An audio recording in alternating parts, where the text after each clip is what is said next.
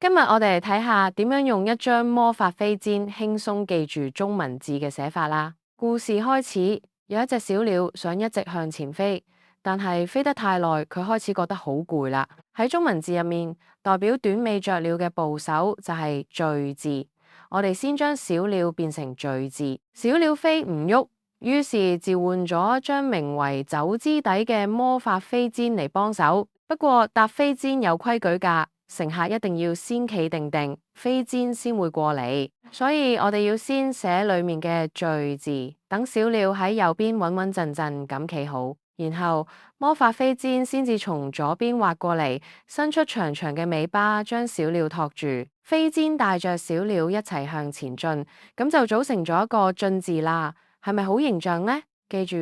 啦，寫進游過呢啲字，一定要先寫裏面嘅乘客，最後先畫飛氈呀。